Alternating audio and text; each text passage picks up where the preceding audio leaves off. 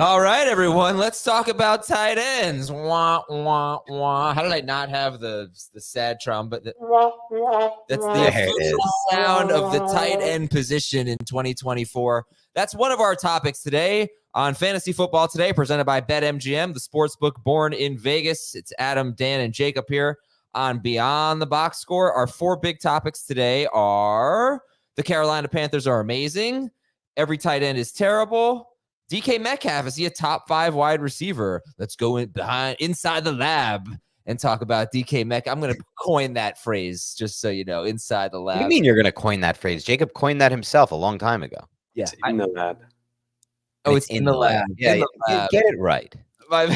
Under the hood in the lab. And who are we selling and who are we buying right now in trades? All right, here's a couple of amazing stats for you. Prepare to be amazed. Malik Nabers has more pass attempts inside the 10-yard line than Dak Prescott. He's beating Dak Prescott 1-0. Dak, I think, is the only starting quarterback that has not attempted a pass inside the 10. Bo Nix, Josh Allen, Derek Carr, Jaden Daniels, Geno Smith, Malik Willis. They've thrown one green zone pass. Two of them play tonight, but Dak has not thrown a single green zone pass. And amazing stat number two from our Will Brinson. Andy Dalton became the first quarterback in the entire NFL to throw for 300 yards and 3 passing touchdowns in the same game this season. Isn't that amazing? It's an amazing state of affairs where we're at right now with NFL quarterback play. You watched, I did too, but you really broke down the Panthers tape. Give it tapeometer 1 through 10. It's a big topic, so I don't want to give too much away. So I'll just do a 1 through 10. 9. Whoa, nice. Yeah.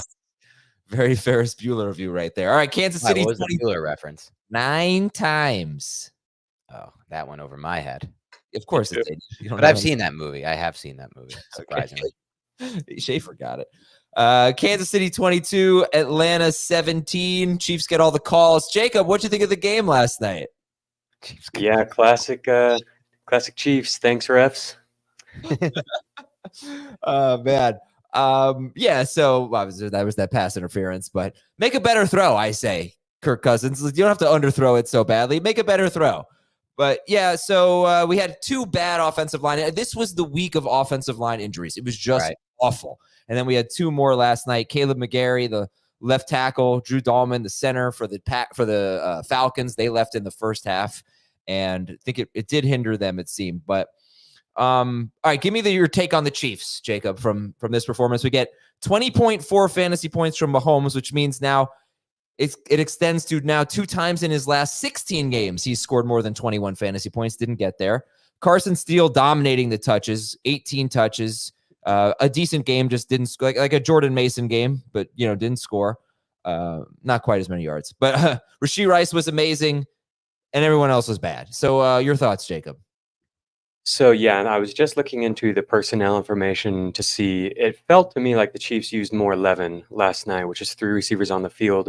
In the first 2 games, the Chiefs only used 11 personnel 45% of the time, which is down from what we've seen historically with Reed. The league average is around 65%. So they were deviating from that significantly through the first 2 games. They're really operating as like a power run heavy team. They used 3 tight ends more than any team in week 3, but didn't use 2 tight ends quite as much. So we did see like Juju Smith-Schuster was used a lot more this week.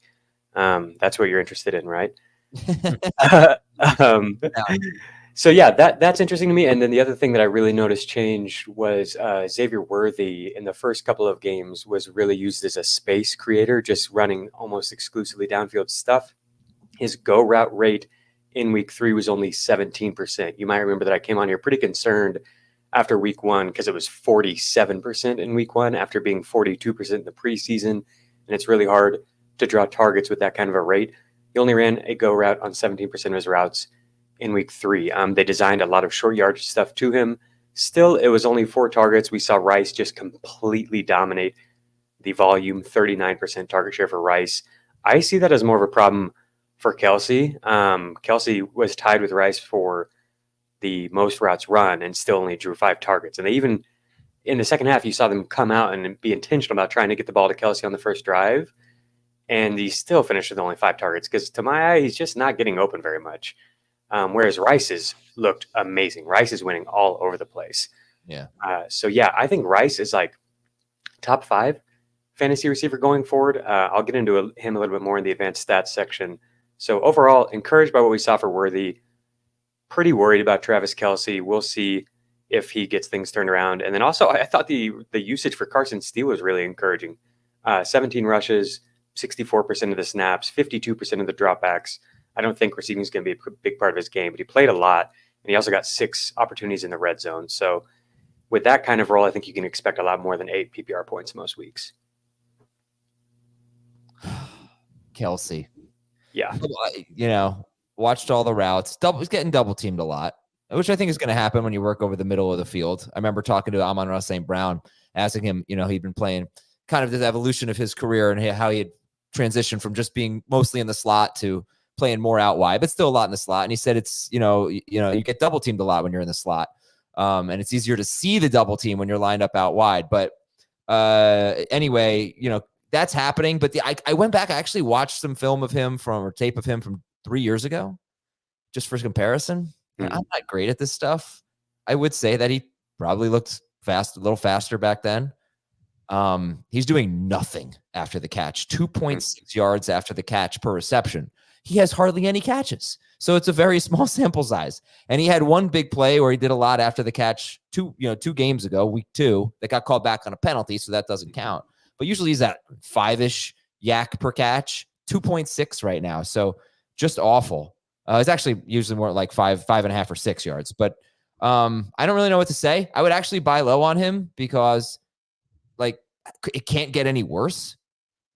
And there are no good tight ends available. It's not like you're going to be streaming someone over Travis Kelce. So it's just a stupid position right now where everyone's stupid and stinks. So I'll still take Kelce. I don't think he's completely done yet. He needs more targets. He's going to get a higher target share than this. This is ridiculous. So if he can just get 7 or 8 targets, I could think he can get you double-digit PPR fantasy points, maybe average around 10 per game as a floor if you can just start getting a normal target share. So from a schematic standpoint, I'm sorry, we can talk about the skill and the speed and all that. I don't even care. I just need some more targets for him because I've lowered my expectations big time. If he can just get a 20% target share, I think he can be a must-start tight end in this environment. Sorry, Dan, go ahead. No, I just what I worry about is that from a schematic standpoint, the Chiefs right now don't have any receiver who wins on the boundary really on a consistent basis. So until they have a receiver who wins on the boundary on a consistent basis, I don't see teams changing how they're defending the Chiefs, which is inside out, and taking away Travis Kelce, because the Chiefs have found, and I don't see the Chiefs changing too much what they're doing, because they're like, all right, take away Kelce, we're just going to give that role to Rashee Rice, and it's fine. We still have that over the middle role. So I'm concerned. I'm also just concerned. I've watched a lot of Chiefs on primetime. This is a weird take, but I just see it too often. Look at the numbers for Mahomes, 217, 2 TDs. They have these long drives that take a lot of time, and Andy Reid is just so unaggressive in spots like 4th and 2 with Mahomes as your quarterback. Bring the field goal unit on. Red zone, 4th and 1, bring the field goal unit on. He's so accepting of these field goals after these long drives. I just get the feeling this offense isn't what I was hoping it was going to be, which was kind of the 5K and 40 touchdown type offense. And I've already kind of shifted my thoughts on that because I just don't think they're aggressive enough from a play calling coaching standpoint. Yeah, only Jaden Daniels averages fewer air yards per pass attempt than Mahomes. And this is, I think, 3 years in a row where Mahomes is toward the bottom. He just doesn't throw the ball downfield that much. And when he did, he threw an interception in the end zone. Let's go to the Falcons here. Jacob, you want to kick it off with the Falcons? I would just say that, yeah, this is the worst I've seen Mahomes look when he seems to be healthy. My brother and I have this running joke where we act like Mahomes is terrible and we list off quarterbacks we would rather have than him this season, just because that's where we're at as Chiefs fans. We're extremely spoiled. And we settled on Malik Willis is where we're at. But playing better than Patrick Mahomes right now. The Falcons, yeah, they're using more play action. We saw that in back-to-back games now after that weird week 1 where they didn't use any play action. They're under center a lot more as well. That's exciting. They're using pre-snap motion at the 5th highest rate of any team. So everything, I think, from an infrastructure standpoint that we could hope for is there. They're playing with pace. They have one of the highest average remaining seconds on the play clock at the time of snap. Only the Dallas Cowboys are higher than the Falcons.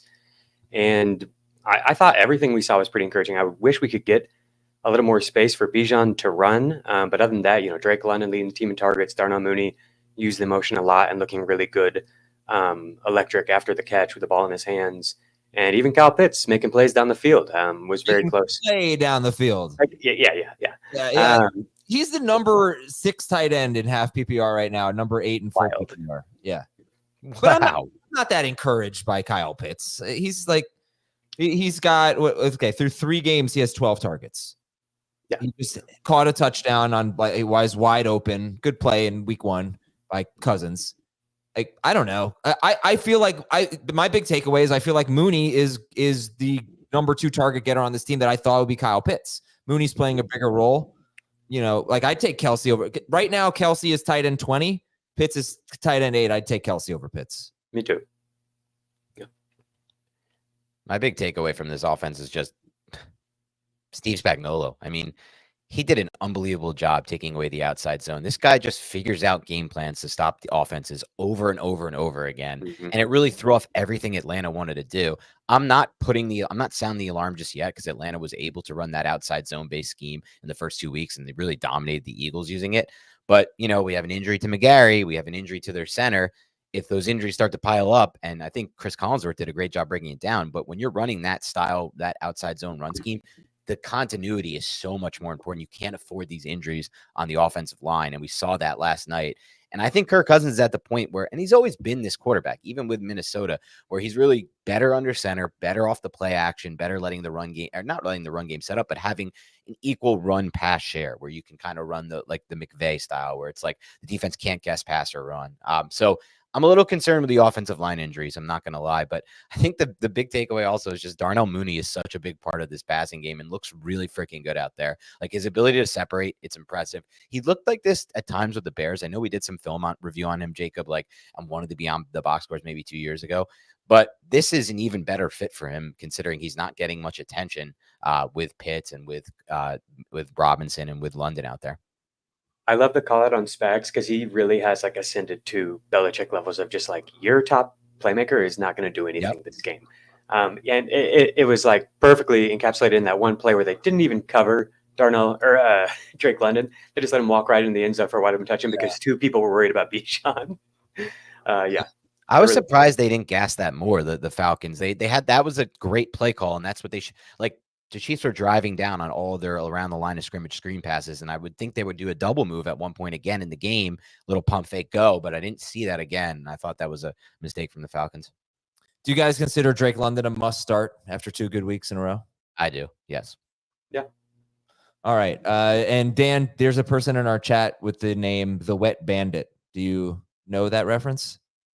I do not know that reference. I've been trying to avoid the chat lately. It's been very mean. They are very mean today. Very mean specifically to me, but all people. I mean, look, there's nice people too, but the chat has been rough, so I've been trying to avoid it. But Wet Bandit, I'm not sure. Oh, they've been very mean. You don't know the Wet Bandits, huh? How about you, Jacob? Wet Bandits? No clue. What is it? It's Home Alone. Like this isn't like some obscure reference. Yeah. It's Home Alone. It's the Stone Temple Pilots of kids movies. All right, if you haven't signed up for BetMGM yet, use the bonus code FANTASY, and you're going to get up to a $1,500 first bet offer on your first wager with BetMGM. So here's what you do. Download the BetMGM app and sign up using the bonus code FANTASY. Deposit at least $10. Place your first wager on any game. You're going to receive up to $1,500 in bonus bets if your bet loses. Just make sure you use the bonus code FANTASY when you sign up. We'll be right back with news and notes, advanced stats, film review, big topics, and more on FFT. We'll be right back. We need your sports news anywhere. We've got breaking news to bring you. Then get your sports anytime you want them. Big trade news overnight to discuss. Because we know you need sports all the time. A lot of movement in the rankings this week. A legend adds to their legacy. We're bringing you that breaking news right here on HQ. CBS Sports HQ, anywhere, anytime, all the time. It's kind of embarrassing, Jacob, we didn't get a Home Alone reference. I mean, but you know what? I don't think you have to just do whatever is popular. Like one of our favorite shows I know we share, Jacob, is I think you should leave. I don't know why I almost got that wrong. And I feel like that is not a popular show. I do think you should leave right now after this Home Alone thing, but I've seen Home Alone, by the way, but I was young. Yeah. I think you should leave. Someone asked Jacob what his favorite show is. What's your answer? Is it? I'll go with I think you should leave. That's such an open-ended question. It would take me forever. It'd be painstaking to try to narrow it down. Like what genre? Like, yeah, we'll go with that. I agree with that. No, it's tough. I think you should leave though. Has gotten a little overrated. You know, it's basically season 2 is amazing. The other 2 seasons aren't really that good. I don't think it's that big. I think it's more so like individual skits from each season are great. And so it's a hit or miss show. Some skits don't make me laugh at all, and I don't like them at all. But then within each season, there's one that always crushes, I think. And more than one. There's multiple. Oh, yeah. When it's on, it's amazing. Yeah, that's what it is. It's almost like because it's been so successful and become such a big meme, like it's not held up to fair standards. If you think about it really compared to sketch comedy, I feel like for me, the skit hit rate is normally like 15% or something for sketch comedy in general. And with I think you should leave, it's probably like 40 or 50-50, something like that. Like, yeah, good point. Sketch comedy is hard to hit at that rate. I mean, I reference the Dylan's Burger skit so much. Give me that. It's a very quotable show. All right, news and notes. Excuse me. Adam's sick, but Sam Darnold says he's fine. He got a little beat up in the game. Justin Herbert re-aggravated the high ankle sprain. We'll see if he can play against the Chiefs. They have a bye in week 5. Skylar Thompson got a rib injury. Running back news. Clyde Edwards-Helaire. Oh, this was overheard on the broadcast. Clyde Edwards-Helaire could be back in week 5. They're optimistic about that. Wide receiver DJ Moore got dinged up late. I don't think it's serious, but it was at the very close to the end of the game. Devontae Smith took that big hit, so hopefully he can get back. Justin Jefferson, x-rays were negative on his finger. He jammed his finger. Adam Thielen left with an injury. Van Jefferson left with an eye injury. Calvin Austin ended up having a big game. Darius Slayton left, but he came back and he's fine. Tight end news. This was the big position other than offensive line. Sam Laporta, Trey McBride. They both left. Laporta with an ankle injury. McBride checked for a concussion, and Brock Bowers was evaluated for a concussion, but he was able to turn to the game. Tucker Kraft left for the Packers. And then the big offensive line injuries. Sorry, this is repetitive from yesterday, but Jets right tackle Morgan Moses, Pittsburgh right tackle Troy Fautanu, Seattle right tackle, their second string guy, George Fant, who was starting. All 3 of those guys are going to miss some time. I haven't seen updates on really anyone. Rashawn Slater for the Chargers. Lane Johnson has a concussion for the Eagles. Eric McCoy, he left with a groin injury like really early, so that could be a bad one. Teron Armstead for the Dolphins, their left tackle. The 2 Falcons guys. Trent Williams came back. He played almost the whole game. And then 3 Browns offensive linemen got hurt. They were sacked 8 times. 39 pressures in one game they were credited again for. That's crazy. I thought it was 36. I read 36. Sorry, 36 and 8 sacks. I read your co-host, Big Blue Banter co-host tweet. Nice. Most pressures that the Giants have had since PFF started tracking it, I think he said. So unbelievable. Yeah. So that's how bad it was for Deshaun Watson and the Browns. And it could get even worse on the other side of the ball. Myles Garrett, he left a couple of times in that game, and he came into the game with foot issues. He may have re-aggravated it. So that's a guy that it wouldn't shock me if he missed some time, Myles Garrett. So that's huge. Joey Bosa also left with an injury for the Chargers. San Francisco defensive tackle Javon Hargrave left with a biceps injury. They're hoping that it's not serious. And then for the Cowboys, they could be getting the Giants with a depleted secondary as the Giants lost 2 defensive backs on Sunday, and they have a Thursday game against the Cowboys, plus a very important linebacker, Mike McFadden. So the Giants defense, not that it's so good anyway, but could be down 3 important players.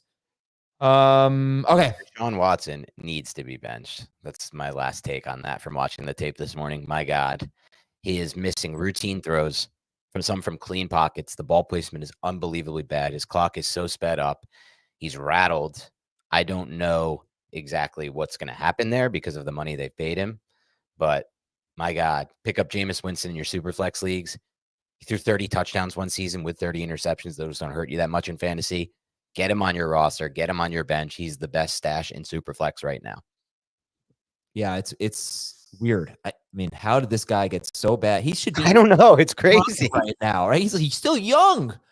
Karma. It's the weirdest thing in sports. How he just completely. Did you say karma, Jacob? That's what Jacob said. Yep. All right, Jacob, tell us about the show that I named In the Lab. What? Yeah, you named it. Tell us about the show on Tuesday night. I still don't know what you're talking about, dog. I'm sorry. Wait, what's your show? What's your show on Tuesday night? Are you talking about our Thursday podcast that Dan and I do? Thursday. My bad. Yeah. What's the show called? Every Thursday, Dan and I have a guest on. We just have been calling it Beyond the Box Score. Every Friday, there is an FFT newsletter post called In the Lab where I thought you were calling. Weren't you guys going to call the show that at one point? Maybe. I don't know. We threw out a number of ideas. Yeah.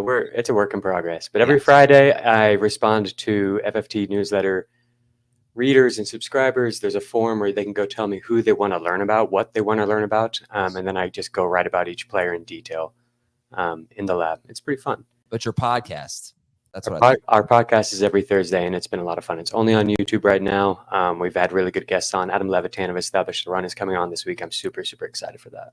So this is completely different than what it was originally going to be, which was Tuesday, right? Yeah, we had to move it because of some scheduling things with FFT. Okay. Yeah. But I did get this from Poker Poppy, who's been crushing me. Adam is stupid. Yeah. He's been mean to me all day. Too much mean stuff going on in the chat. Somebody in there's just like, Dan, stop smirking.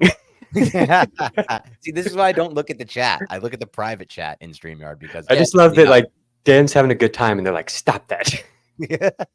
You are not allowed to have a good time today. Yeah, Raghu Sharma killing me. I'm on like 2 hours of sleep. I woke up so early to watch the tape. Dan also got called out for wearing the same shirt that he wore on yesterday's podcast, which now makes a call out for both of you guys within the first month. I have yet to get one, but both of you got the same call out about wearing the same shirt on the podcast back to back. I did see that, chat. I didn't want you to say it on air. Yeah. I showered before the podcast last night. Took it off, went to sleep in a no shirt. I don't sleep in a shirt. Put it back on. In my opinion, if you wear a shirt for an hour after a shower, you take it off, you go to sleep without it, you put it back on the next day. You only wore it for an hour post shower.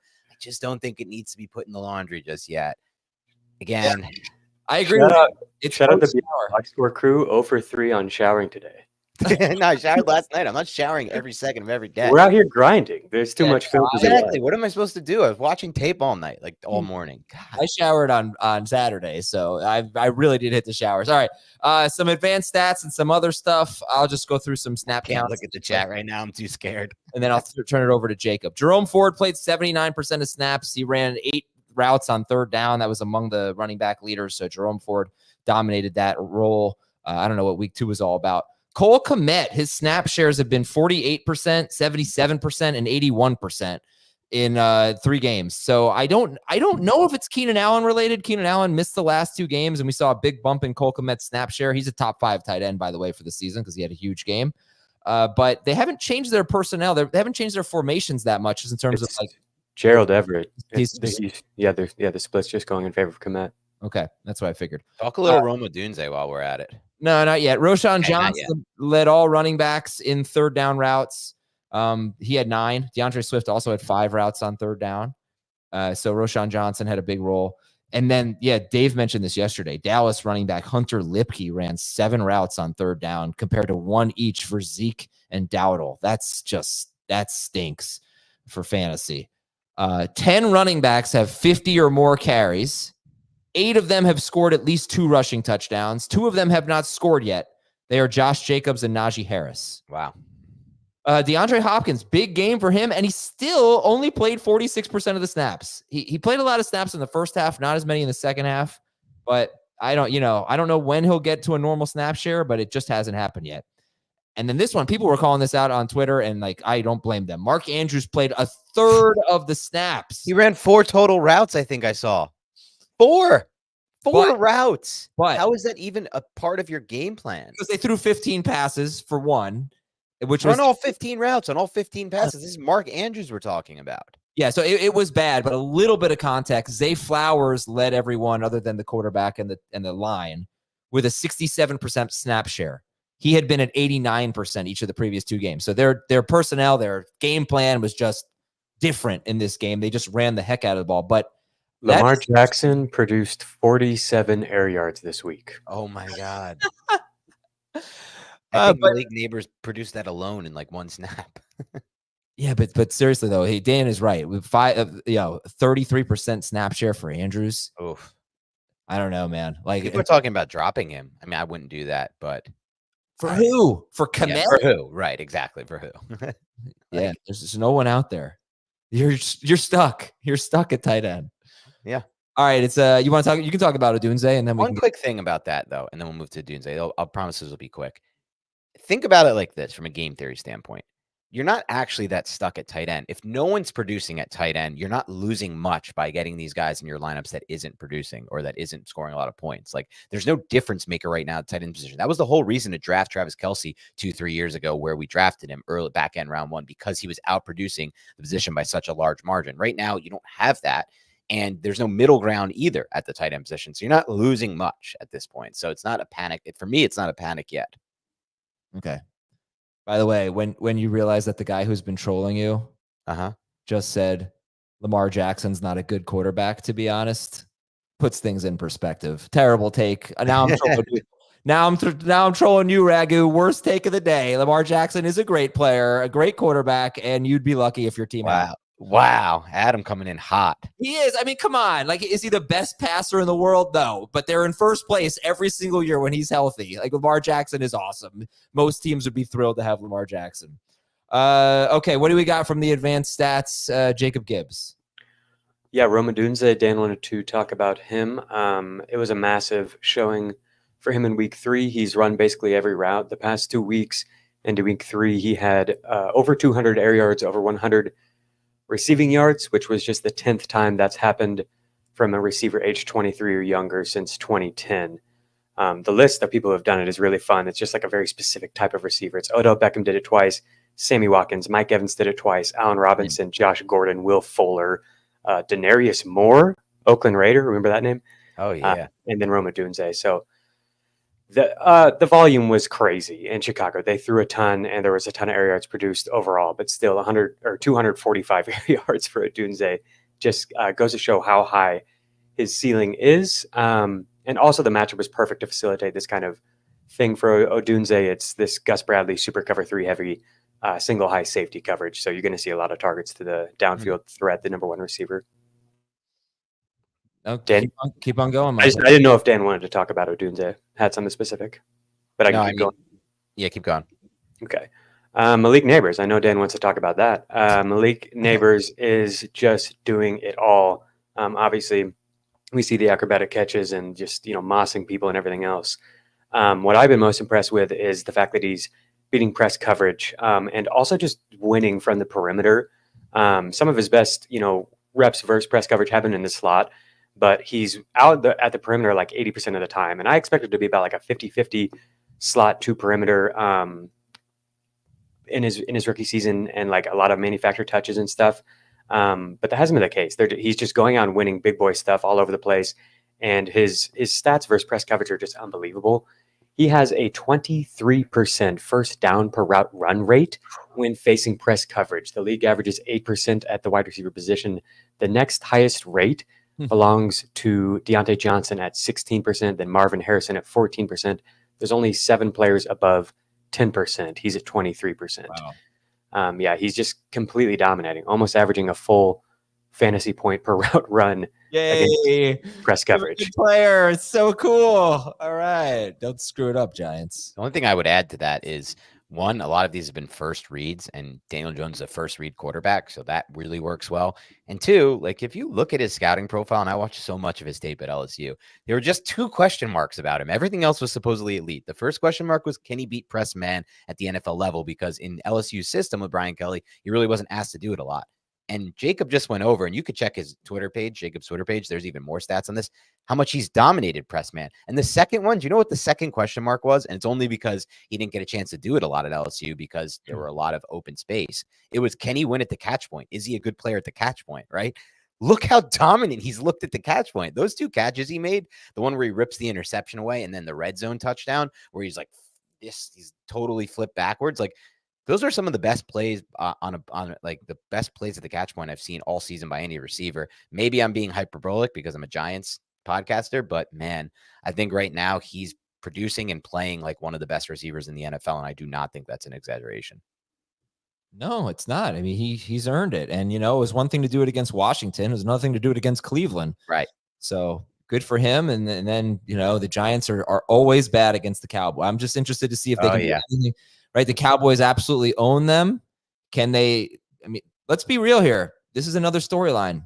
Giants pass protection is possibly good. So definitely at this point, it's good. It's a rare thing. So what does that mean? The Cowboys come in and usually humiliate the Giants. Can Malik Nabers have another good game? Can Daniel Jones probably, I don't know, because week 1 was so bad, but he's had the last 2 weeks, he's been better than Mahomes for fantasy. At least according to EPA, which I think is a bit of a, I don't want to call it fake sharp stat, but I think a little exact. I just don't love it. I think it's too much dependent on sorry, let me try to clarify this. It allows the supporting cast to play too big of a role, quarterback EPA. But according to EPA, Daniel Jones is the 3rd best quarterback in the NFL. He's the 3rd best EPA. He didn't even play that well yesterday. It was so bad in the second half. But in the last 2 games, Daniel Jones has scored more than 22 fantasy points in 6-point passing touchdown leagues each game. Patrick Mahomes has done that twice in his last 16 games. More than 21 points twice in his last 16 games. I don't know how much is Mahomes' fault. I'm a little off you, Jacob. I just think Reed is crazy conservative. You have Patrick Mahomes on 4th and 2, and you're bringing out Butker after a bad 3rd and 1 call. You're in the red zone, and you just bring out Butker for these 16-yard field goals. It's just, I can't stand watching it. Every time it makes me mad. I'm like, if I had Mahomes, I would never kick field goals. Andy Reid's doing him no favors from a fantasy perspective, but he's one of the best coaches of all time. I shouldn't be coming down on Andy Reid. It works, but Mahomes is not playing well, man. The first 10 throws he made, every single one of them, I was like, what the hell? It's been like that for a while. It's just been a weird year. They may not even win the Super Bowl this year. It's just funny. Andy Reid, they've won 2 straight, so they don't. I want to give him props. He's a Hall of Fame Hall of Fame coach. He's always been conservative in those spots. All right, so I'm sorry, Jacob. Let's keep it rolling. We got a lot of rookies to talk about here. The first one is not exciting, and then everyone after that will be. So Adonai Mitchell only played 11% of the snaps. Josh Downs returned, tied for the team lead in targets, and it was basically Alec Pierce and Downs and Pittman out there. Not really surprised because Pierce has played really, really well, and he came down with another big catch in this game. But that's tough. I think. Are you guys fine with dropping Mitchell? Oh yeah. Oh hell yeah. I wasn't even adding him. You got the worst quarterback in football. That's an exaggeration. People were really excited about him after the first week. He had those 2 deep balls that he could have connected on. But I feel like his confidence has really dropped since then, and there's been a lot of inconsistency with his route running. I think you can move on.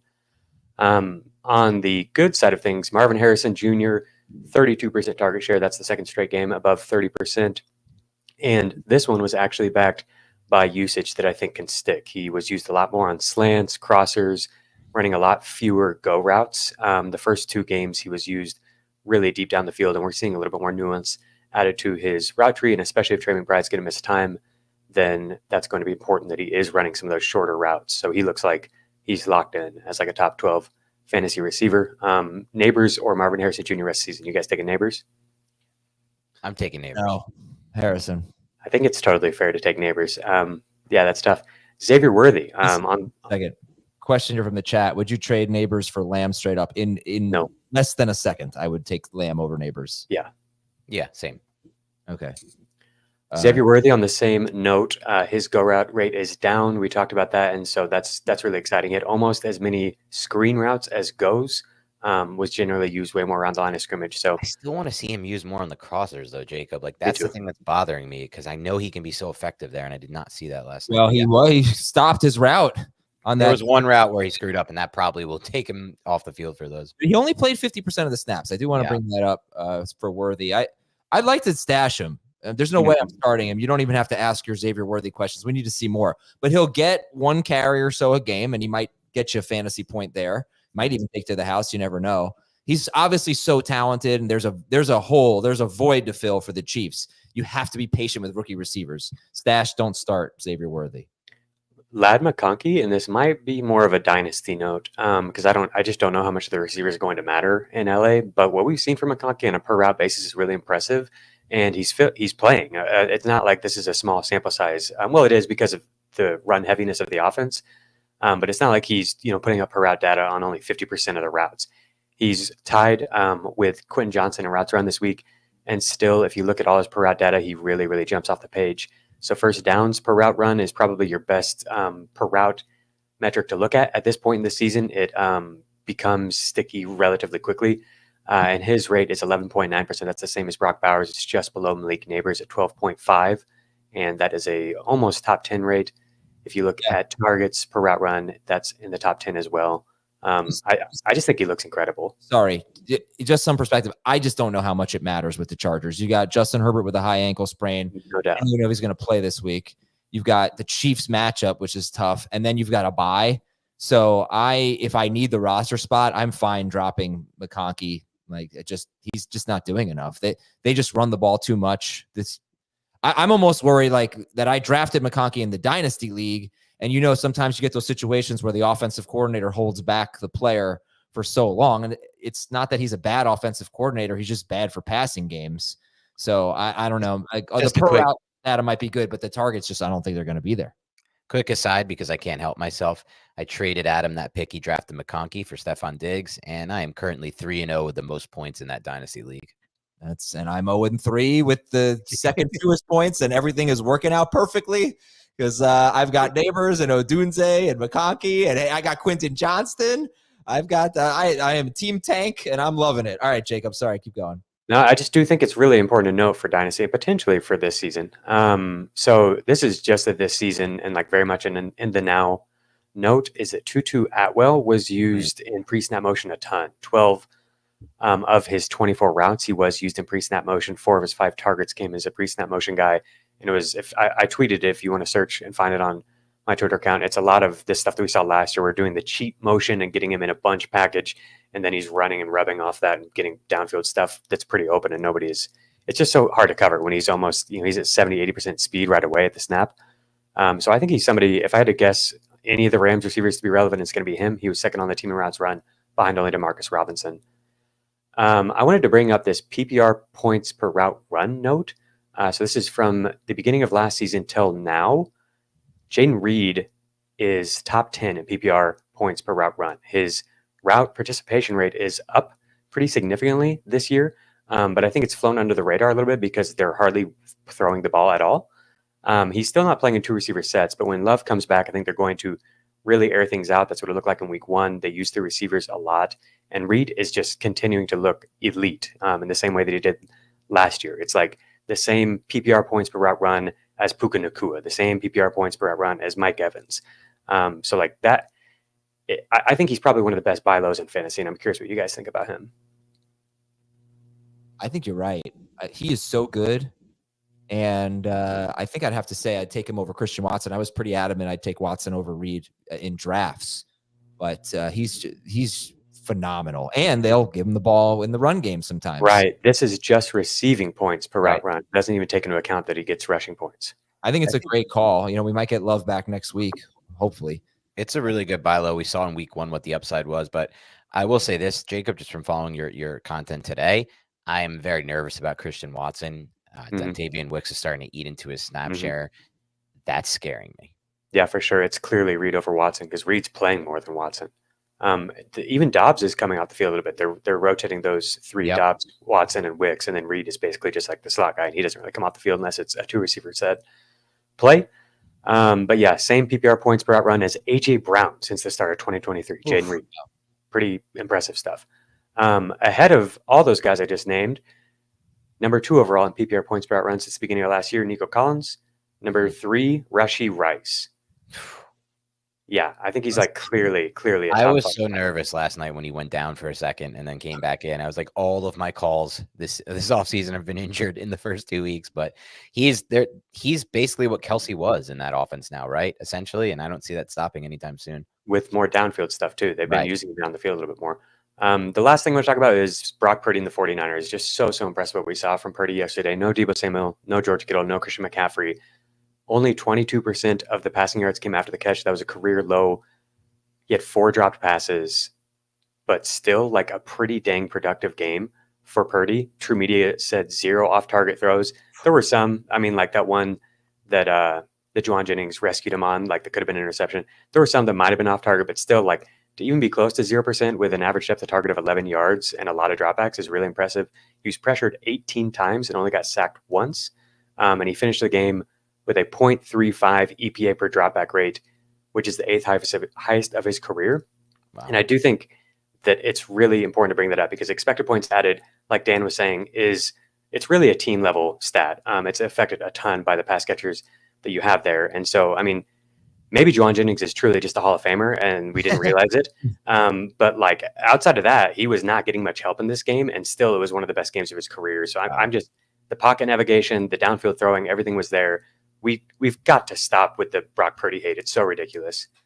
No, you're right. The things that he does well aren't flashy, and they don't really. I'll say they're more beyond the box score type things. Let's use that term. In the lab. So they don't always in the lab, let's say, because they don't always get picked up by everyone. And it's exactly what you said. It's pocket navigation. It's understanding the slide, when to slide, when to reset. It's the processing. It's the anticipatory throwing. It's all the things that kind of made Drew Brees, and he's not anywhere near Drew Brees, but those types of quarterbacks. Couple of notes real quick. It's a low ankle sprain for Sam Laporta, which is good news. And Todd Bowles said that Bucky Irving has earned more snaps going forward. It's time, baby. He's much better than Rashad. I mean, let's be honest about the situation as a runner. Maybe as a rusher, right. Rashad rusher. Wright's still going to own passing downs, I would think, because he is good at that. He's very good at that.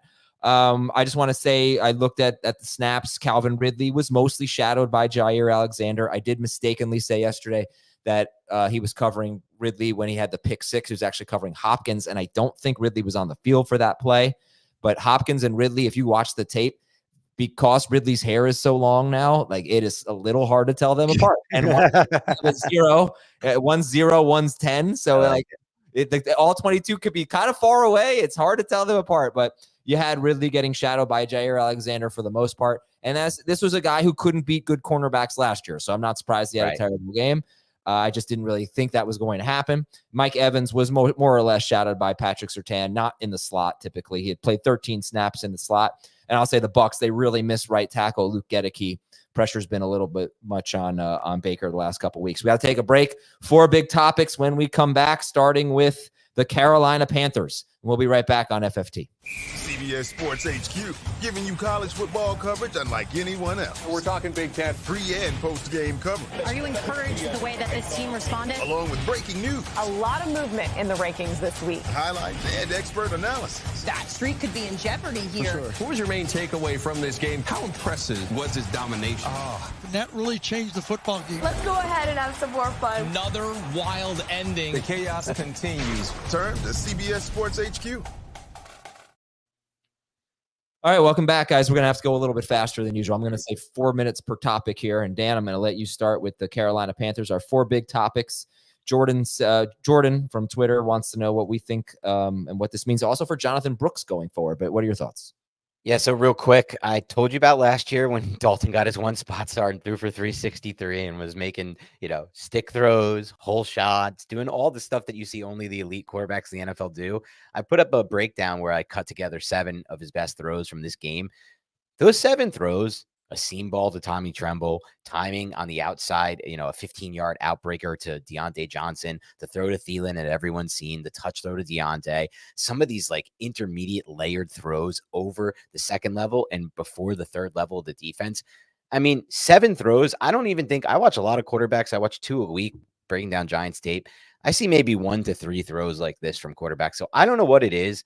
And I think a big factor is just the Panthers' pass protection has been unbelievable out of nowhere, seemingly based on last year's tape. They were the second best team in pass protection going into this week, and they allowed just 4 total pressures combined against the Raiders. And so hold on a sec, because I was going to bring that up too, because they had the lowest. The Raiders had the lowest pressure rate, so that means the Panthers did the best in that. But in the first 2 weeks, I had them as the 7th worst in terms of pressure rate allowed.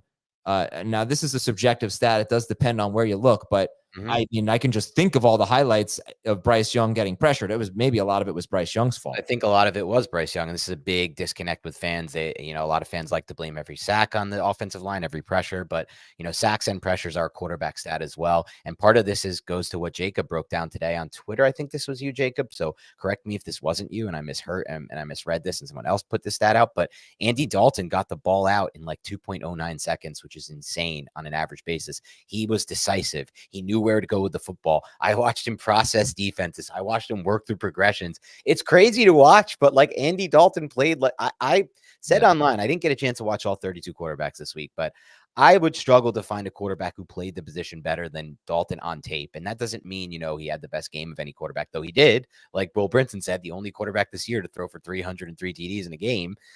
I mean, he just works through his reads, and the timing was crazy. And he's drilling balls in there like velocity, ball placement, rhythm. Like it's the touch on the Deontay Johnson throw was crazy. He was backing out of pressure. I don't know what it is. I'm not positive if this can continue, but I am now excited for Deontay Johnson, who is a phenomenal player, who's been one of the best separators in the NFL over the last 3 years. And I mean best, like top 5 separators in the NFL. Looked amazing on tape this week. Yes, and he had 1 touchdown. He dropped another touchdown, and he was wide open for a third, what could have been a third or really a second, and Dalton was hit as he threw. So it was a great game. It was 122 yards and a touchdown for Johnson. There was a chance for 2 more touchdowns in this game. And 14 targets. And remember, when he first signed, we all expected what was going to happen. This offense was going to run through Deontay Johnson. Well, that's only possible if the offense is functional and in rhythm, the passing game. That wasn't the case with Bryce Young. So far, it has been the case with Andy Dalton. It won't look like this every week. They're not going to face the Raiders every week, first of all. And Andy Dalton is not all of a sudden like a top 5 elite quarterback in the NFL. But again, he's a professional quarterback who understands how to go through regressions. The ball placement was wildly good in this game. And the anticipatory throwing was wildly good in this game. So I don't know. I think Deontay Johnson is somebody I want in every lineup from this point on. And Jonathan Brooks is the interesting one because Chuba Hubbard's playing really good football, and he played really good football last year. So I'm not as sold that it's just going to be Jonathan Brooks' backfield. But again, super talented player, the best running back prospect in this class on tape, according to me and others who agree with that. So I would get him. I would trade for him. And he's still not rostered in every league either, Adam. So if you're in a shallow league, you can probably scoop up Brooks still. Yeah, I mentioned him on the waiver wire show. He is 83% rostered, which is probably too low. But still, it's too low. I mean, should be 100%. Yeah, he should be 100% because he could be back in week 5. I haven't seen anything on him, but I know I was surprised they put him on IR. They were talking about a week 2 return, and then they put Brooks on IR. All right, so going forward, Deontay, I think, is going to be in everyone's lineup.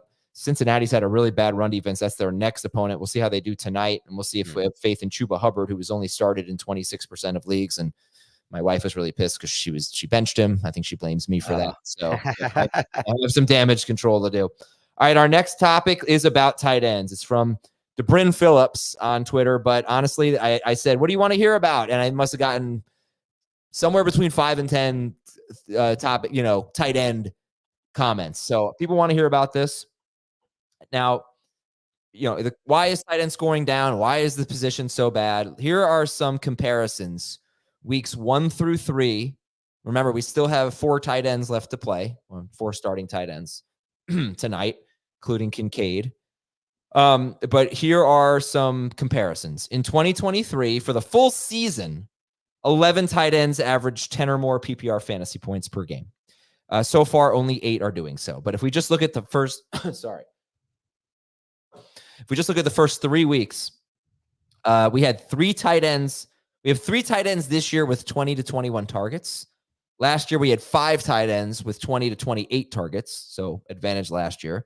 Last year, 3 tight ends had more than 15 catches. This year, 3 tight ends have 15 or more catches. Pretty much the same. 3 tight ends had more than 139 yards last year. This year, 2 tight ends have more than 141 yards. So a little bit better last year.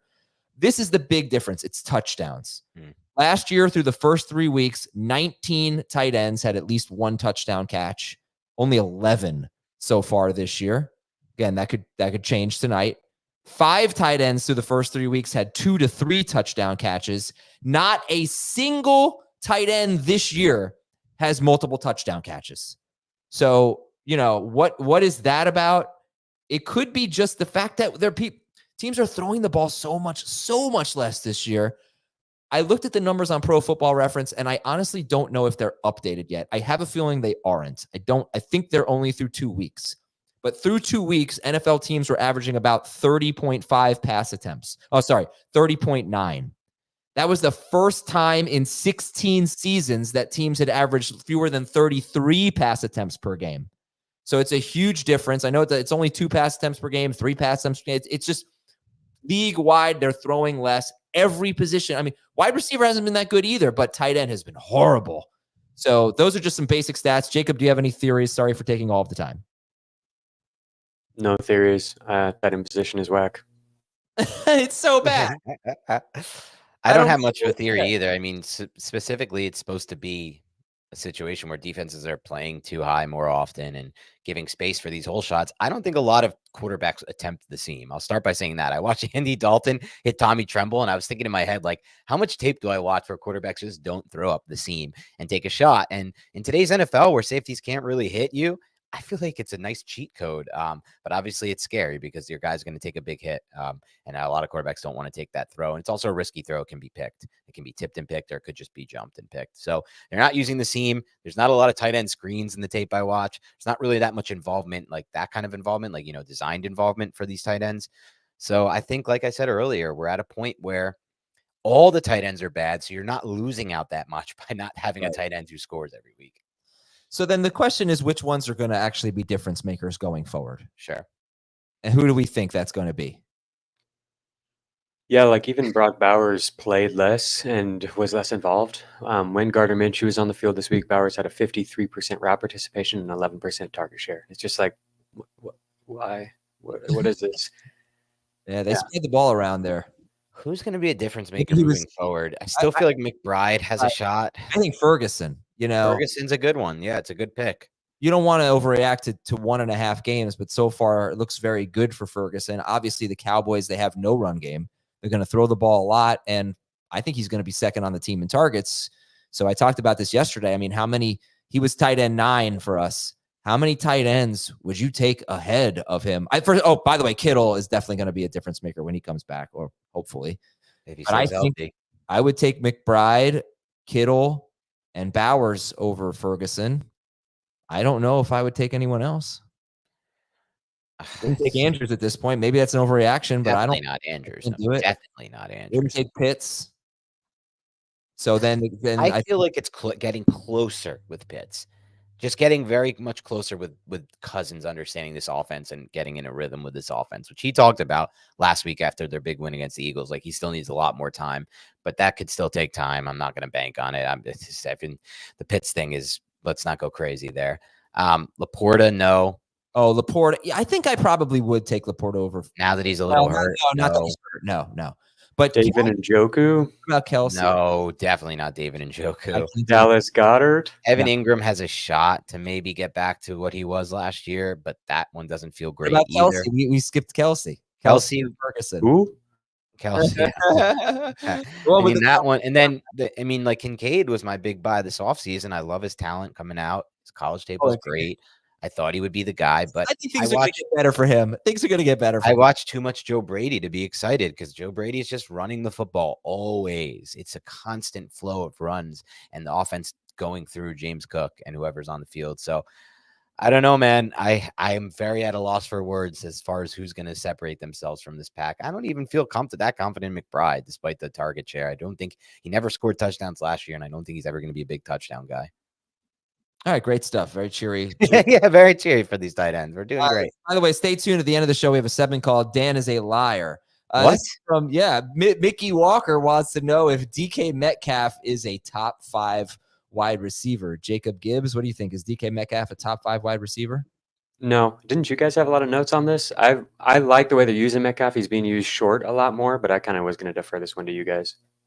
Yeah, this is just kind of what I saw. First of all, right now he's number 7 per game. DK Metcalf, 262 yards, 2 touchdowns. He's tied for 15th in targets. He's 12th in catches. He's 6th in yards. I think right now when you look at DK Metcalf, there have been 2 of the longest plays of his career. And one was on complete busted coverage, that 56-yard touchdown at New England. And then yesterday, a great move that he just destroyed a safety. Got a 71-yard touchdown, which was the longest touchdown, I think, of his career, one of the longest plays of his career against the Miami Dolphins. He has a 22.9% target per route run rate, 23.8% target share. That's not really top 5 wide receiver material. So I'm not complaining about Metcalf. I just want to be clear that a lot of his production has come on like 160 yards and 2 touchdowns. Sorry, I mean 100. I meant 130. 127 total. 127 yards and 2 touchdowns on 2 deep balls. You can't really rely on that. He only has 3 or 4 more targets than JSN. He has 7 more targets than Tyler Lockett. So I would say if the targets don't spike, this would be a good time, I think, to sell DK Metcalf. But you could just ride it out and say, look, he's going to be a guy I start most weeks. He's going to be good. And that's perfectly fine. But I do not think he's a top 5. If you can get that kind of value, if you can turn him into CeeDee Lamb, I know some people, the novice would probably do that trade. But if it's like him and Chuba Hubbard for CeeDee Lamb or something, I don't know. I can't think of a trade off the top of my head. I would try to trade Metcalf and turn him into CeeDee Lamb if you could. I think that's fair. Okay, last topic is from Keith. Who are you selling and who are you targeting in trades? Do you think that we might be able to trade for Breece Hall right now with people just seeing the island game with Braylon Allen and everything? So yes. I think in a lot of cases, no, but I think in some cases, yes. And you'll make a trade offer and the manager laughs at it. But I saw enough Braylon Allen, panic that yes, Jacob, I do agree with you. I think we could. Similar wavelength. What about Josh Jacobs? He got outperformed again, was not efficient this week, but things will probably look much, much different with a functional offense, a real normal offense. Yep, I completely agree. I mean, I don't think they're going to take him off the field for Emmanuel Wilson that much, and I think he's going to catch more passes when Jordan Love comes back, and he'll score more touchdowns. Yeah, he was a big one for me once I heard the Adams stat. Just like touchdown regression is obvious for him. I don't necessarily feel that way about Najee Harris. I mean, yes, touchdown regression. Gosh, yeah. But Najee's just not good enough really to make a huge impact in fantasy unless he's scoring most weeks. Because that was the stat. It was 10 running backs have 50 or more carries. Only 2 of them haven't scored. It's Najee and Jacobs. But yeah, okay. So we got Jacobs, we got Breece Hall, Brandon Ayuk. People were expecting this to be the week, myself included. And then it was not. It was the Juwan Jennings show. I watched all 10 of his targets. They were close. He was close on a lot of them. I saw a narrative on Twitter. It felt like a lot of people were saying that he looks slow and not focused, and feels like people are really like, this holdout bothered him. And I don't know. I feel like he's just come really close to completing a lot of the thin margin plays that he typically gets, and hasn't quite got them. And it's a 3-game sample size. Yeah, what if he had caught that touchdown against the Jets in week 1? People would probably be less panicked about Ayuk. But I think, Heath brought it up. Jamar Chase, CeeDee Lamb, Brandon Ayuk, super long holdouts, almost to the start of the regular season, and all of them are struggling. So it makes sense. Remember, Josh Jacobs did not have a good year. I think he didn't fully turn it around. But the first 3 games of his season last year, because he was the training camp holdout, the extended one, for Jacobs, they were awful. And he got better, not much better, but hopefully those guys will get much better. Couple for me, a sell high for me. People who are chasing box score and fantasy points numbers, you can always say, hey, look how many points he scored. It's Devin Singletary for the Giants. A lot of touchdown luck so far. I won't call it luck, but a lot of touchdowns so far. Tyrone Tracy finally starting to get involved this past week, looked good in the passing game, had a nice run too as well, where he did a really good job processing the block and setting up his space. So I think he'll get more involved. I think there'll be fewer touchdowns for Singletary moving forward. So that's one I would look to sell high. I've been hoping that we could talk about Devin Singletary because you guys are watching him more than me. 165 of his 197 yards have come after contact. He leads the NFL in avoided tackles. And every time I watch him, he's making a big play. He's been a phenomenal player. I don't think you're selling high in the sense that he's not going to be a good player. It's just a matter of will the touchdowns stay at this rate? Well, here's someone asking. I'm mostly curious how you think the roles might shift, or if it's just his backfield as long as he's healthy. Because to me, it's I don't know. Are you taking this guy off the field if they're playing well, if the team is playing well? I think Tracy is going to get more involved because he started to get more involved this league and did well with his touches. Even if the Giants are playing well and winning? Oh, no, I think he was part of but I think he was part. Well, it's going to be tough to see positive game script moving forward for the Giants. Maybe I'm wrong, but Tracy was even involved in this game despite them having good game script. So somebody said Singletary or Brian. I'm a little skeptical of it, Jacob. I think they'll lean on Singletary more, but Singletary or Brian Robinson rest of season. I would take Robinson. And then anybody agree with that? Disagree? Yeah, Yeah, I agree with fine. that. I would take Coming Robinson. tomorrow. Singletary over Tank Dell rest of season, says Rob. I disagree with that. I would try to turn Singletary into Dell. Okay. Yeah, Kevin Imani, terrible comment by you. Just awful. Like I said, he's still playing great football with the forced missed tackle rate. I'm talking about fantasy football here, and touchdowns are a big part of fantasy football, and he's had a lot of touchdowns so far, and I don't know if that's going to keep up. And I'm not saying sell him because he's bad. I'm saying sell him because you can sell him to someone right now who's going to look at the numbers for Singletary and be like, this is an every week guy who's scoring me a ton of points, and I'll give you someone who hasn't been scoring a lot. And that's kind of what fantasy is, selling high, buying low. And he has fumbled in 2 straight games. So they got to keep that in mind. One more fumble, and we could be talking about a playing time situation here. So speaking of Tank Dell, I would definitely buy low on CJ Stroud. I just refuse to believe that he's not going to be really good. I'm not there yet. And I think better days are ahead for Tank Dell. Missed a little bit of time in yesterday's game with an injury, but he seems fine. I mean, Dell was one of the guys I hit on last week's in the lab, and I am a little bit worried just because the usage is much different now that he's only playing in 3 receiver sets. He's not getting as many play action downfield shots that he was getting in 2 receiver sets last year, and his routes are exclusively coming with Nico and Stephon Diggs on the field, whereas last year it was either Nico or no Nico and a tight end and a fullback were the guys he was competing for targets with. So I mean, he's amazing as a player, obviously, and I believe in the offense, like you're saying. But I do think it's just noteworthy that, like, not only is his role shrinked and he's playing less overall, but the opportunities he gets probably are going to be less efficient just by nature. I don't agree. I don't disagree. Like, obviously, if I were drafting again, I would take him lower than I took him, which was around the 5-6 turn. However, I think this is maybe the low point for Dell, right? There are going to be some weeks, some big weeks coming, because I think Stroud is just going to start putting up better numbers. So, this is the chance to get a mid-round type of player for a late-round value, maybe. And, you could win. You could maybe steal a couple of weeks or something like that if you have Dell in your lineup. I think, to me, in my mind, he's like Rashee Shaheed or something at this point. Like, they're basically the same player, and I might even prefer Shaheed. And that, I don't know, like, I worry that, like, he has a much higher perceived value, and even, like, what people think is a discount might not be. Yeah, I can see that being the case. I would also say a couple quick hitters for me. Sell, it's not a sell high, but sell Kenneth Walker. Charbonnet has been playing way too well to not be a part of this backfield when Walker He was returns. amazing this week. Get rid of, and I loved his tape at UCLA. He was my number 2 back in that class. He was unbelievable. Sell Walker because I don't see much value. He's still valued at that. Oh, when he's back, he's Kenneth Walker. I don't buy that. Didn't have many shares of him anyway preseason. Samir White, a player I was 55 spots lower than consensus on in my preseason rankings. Cut. I said to cut him. I got laughed at 2 weeks ago by Adam and somebody else. I don't cut him. He had 22% snaps he played this week. Was it, Jacob? I saw your stat on that. The week before, it was a much better role. I don't know. What'd you say? The week before, it was a much better role for him. I don't know. 22% of the snaps on an awful offense. That's going to be an awful game script all year. Not an awful offense. Okay, it's going to be an awful game script all year.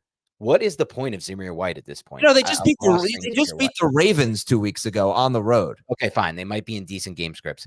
Even in that, he didn't score.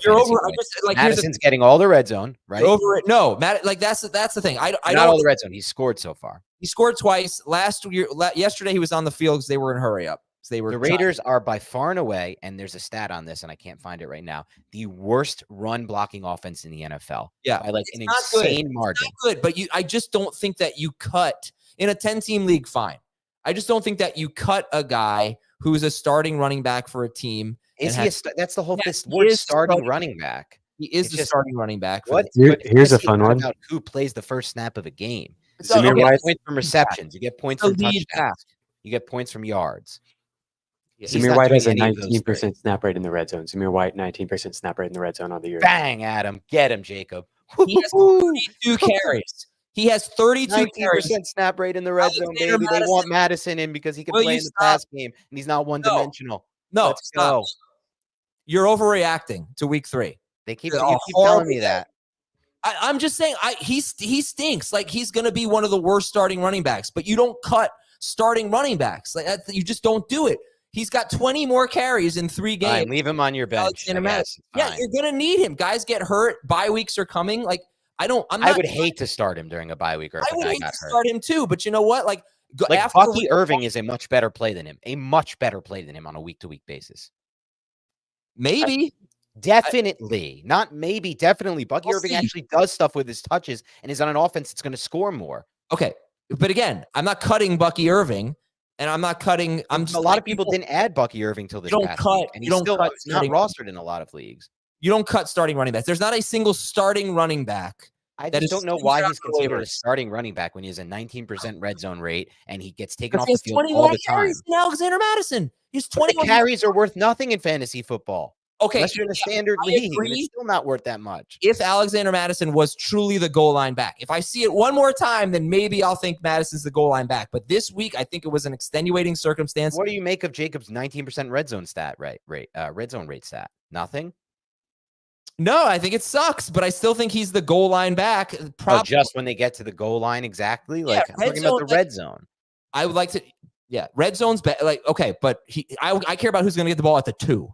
Not the 18. All right. I'm fine with agreeing that I'm going a little overboard here, but I think when you guys laughed at me for saying he could be cuttable, that was not a great laugh. And I was 50 spots lower than the consensus ranks on him. And that was insanely right. He was way overranked this preseason. That doesn't mean overranked him, though. That doesn't mean you cut him. I mean, honestly, it would be like cutting Javonte Williams. Would you rather have Braylon Allen or Zamir White right now? To me, it's Braylon Allen without even a question. His 19% snap rate in the red zone question has fallen to 17% when inside the 10. Wow, there it is. Thank you, Jacob. All right, listen. I think he's the goal line back still. There's not a ton of evidence to support that. But that's the thing. If he's not the goal line back, then he's useless. If he's still a bye-week replacement running back who might fall in the end zone, I've played fantasy long enough. Sometimes I have to start that guy, and it sucks. I get that. I'm just saying you don't cut that type of player. 2 Raiders rushes from inside the 5, both Alexander Madison. I know. And last week I have no explanation for it. Yesterday I have an explanation for it. And again, I said they were trying to hurry up so that the previous play wouldn't get reviewed because Gardner Minshew may have been short of the first down. So that was a 3rd down play and Madison was on the field. So they kept Madison in the game and they gave it to him. They went into the game talking about how they had to get Zamir White going. They obviously didn't have that doesn't work when you're the worst run blocking team by a wide margin in the entire NFL. All right, Dan is a liar is our final segment. Dan is sounds to me like the only liar here is you with the red zone stats that were immediately debunked by Jacob. I think you should sell high on Quentin Johnston. I went and watched his tape this week. He's literally just running wind sprints. He has 2 touchdowns on busted coverages, but he's caught a touchdown every week. Maybe you can sell him. Oh, maybe I'll try to sell him in my dynasty league. Anybody want to fight me over that take? I would try to argue. I would try to sell him to the guy who has the most points in our dynasty league. Unfortunately, that guy's not here right now because Dan is a liar. He said he's the highest scoring team in our dynasty. I was 60 points. Oh, did I lose it this week? I maybe lost it this wow, week. You didn't check this week's score. 1/3 of the scoring, and you decided I'm not going to check this week's score. I'm just going to. So what am I? 3-0 with the second most points? I don't know what you are. I just guess what? I have Josh Allen and James Cook playing tonight. Are you out of your mind? Are we doing projected points or you're just doing total points when I have 2 of the best players in fantasy playing tonight? This is a Schaefer stat. He's the one who called you out. Currently you're not the leading. Oh, Schaefer with a horrible take here. Currently you're not the points leader with Josh Allen and James Cook ready to cook tonight. I mean, come on, boys. What are we talking about here? We're saying I'm currently not the points leader. Look at projected points. I mean, I think my team's a lot better than yours once I get Jordan Love back. So we'll see. No team is better than mine in that. Yeah, look at my receivers. Once the receivers come back, in my team, my team is. Let me give a quick overview for the listeners. So you got Zay Flowers, Jackson Smith, the Jigba. What are you doing? I have Jamar Chase. I have. Well, the good news is that there's more positions in fantasy than wide receiver, and this is a super flex league where I have Josh Allen, Jalen Hurts, Breece Hall, Jahmyr Gibbs, and James Cook on one roster. What has Jalen Hurts done the last 9 games? He's been terrible. Okay, look, that Thomas, this is laughable. Actually, how about this, Thomas? Talk to me in the private chat. We'll do a side bet on this next round of golf. That once I come down there to Florida, we'll bet the round of golf. I'm totally in on that for who has more points end of season. You can say yes in the chat if you like it. If you're scared, which I kind of feel we're talking about just points. We're not talking about who's going to win the league. Total points at the end of the season. That's the true determiner of the best team. Wow. Accept it in the private chat if it's real. This is top-notch comedy we're getting here, and we don't even have 200 likes on YouTube, and that's insane. Like the video. Like this, please. Subscribe to the FFP newsletter. I need to Tune in on I need a Thursday for favor. Beyond the Box Score. In the A lab. lot of favors right here. Hover over your mouse and click the like button. It's a 3-second process. You need to do it. It's worth it for you. It's worth it for us. Maybe it's not worth it for you, but it is. Help us grow the show. Support Beyond the Box Score Mondays and Thursdays. And finally, Jacob's newsletter is the best newsletter out there. I'm not just saying that because he's my friend. You check it out. Come back to me. If you're wrong, it's like one of those trial things. Free trial. If you don't like it, you can sell it back. Go ahead. Unsubscribe if you don't like it. I guarantee you'll like it. All right, we're out of here, everybody. Thanks for watching. Thanks for listening. And we'll talk to you tomorrow with the waiver wire on fantasy football today.